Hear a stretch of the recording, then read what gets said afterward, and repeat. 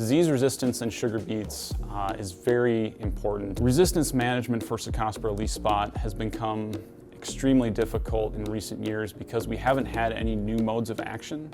And so we've been repeatedly exposing the disease to the same modes of action for the last decade or more. So in the last few years, I've had the ability to work with Verpixo, Adavelt Active, and in my trial work, it's performed very well, performed as well as some of our best fungicides that we currently have available. It's an entirely new mode of action to sugar beet. This FRAC 21 is also really exciting, a great opportunity. You know, it's just an emphasis on the impact that sugar beet growers have in the region and that industry, how important it is to our region, and for Corteva, important to them for having that as part of their market. The sugar beet growers and the industry is looking ahead to how we can protect the viability of this active ingredient. It's such a new thing, such a rare thing, that it's hard to overstate that. Anytime we can add another active ingredient to the program that's effective and successful and effectively manages the disease, it's a good thing. This new mode of action is extremely important to the sugar beet industry because with it being something that cercospora hasn't seen before, it takes the pressure off of the other tools that we do currently have. Cercospora is our #1 disease issue right now because it really hits the sugar beets towards the end of the season when we're wanting them to put on more sugar. It's taking that away. So it's a leaf disease, so the leaves are dying, and then because the leaves are dead, the sugar beet wants to regrow them because that's how it's gathering that sunlight and it's converting it into sucrose and trying to store it into the root. Well, when the leaves die, instead of storing sucrose in the root, the sugar beet then uses that sucrose to put new leaves on because it's a living being and it's trying to heal itself. So this disease can completely defoliate sugar beet canopy. And when cercospora moves in, it starts as just a couple of little spots, but within that time frame of in the season from June to the end of the season, if it develops enough, it can completely defoliate the canopy. The beet is now going to regrow those leaves so it can photosynthesize again. Well, all those carbohydrates and sugars are coming from the root, and so it can really decrease the sugar percentage of your roots. As soon as the crop canopy is over, row closure occurs, the humidity and the temperature at that time of year in late June, early July is really perfect for development of that fungus, and it releases many iterations of spores throughout the year. So with each new flush of spores, there's an opportunity for more and more disease. So you have to spray every couple of weeks from the mid-June through harvest to maintain disease control.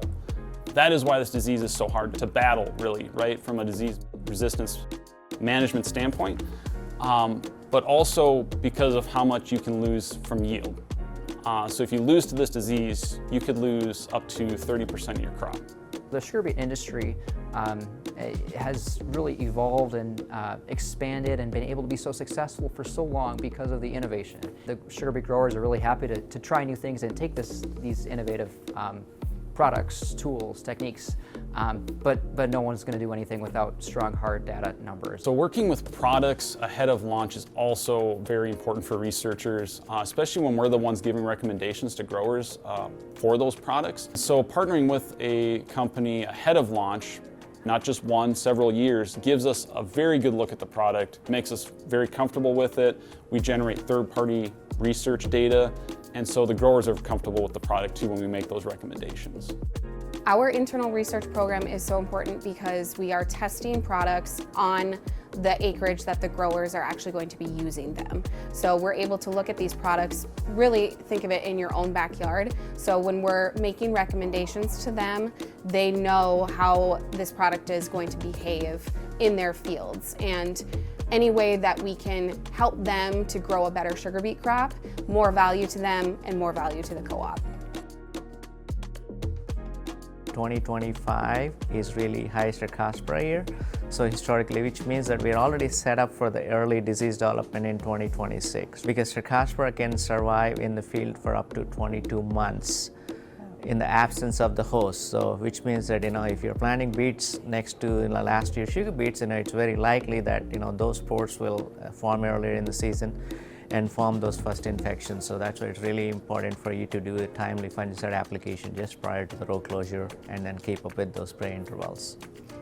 We had an introduction of a new genetic tolerance to cercospora leaf spot that was called CR+. And what that was a genetic trait that was increasing the tolerance of the sugar beet to the cercospora pathogen. Cercospora is a very smart pathogen, and it can go through many life cycles in one single season. So it has found a way to overcome what was a new genetic tolerance just 5 years ago. It has found a way to overcome that. So we're back to our traditional genetic tolerance. Verpixo has been an excellent addition to our fungicide rotational management practices. It's something new, and it kind of fits right into the program. In all of the trial work that we've done, it has met or exceeded the performance of our standard fungicide programs. So we're very excited to be able to introduce it to the program.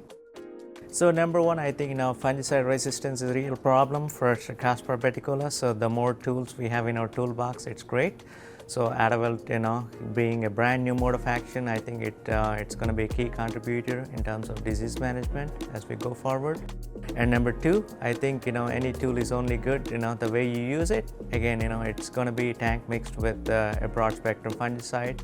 At the same time, because Cercospora makes spores every 7 to 10 days, so you need to have both protectant and then a little bit of curative action to stop those early infections. So that's where I think Adavelt has a place in the program as well. This is going to be one of our stronger tools in this toolbox. Again, if we use as an integrated fungicide management program, I think it should do really well.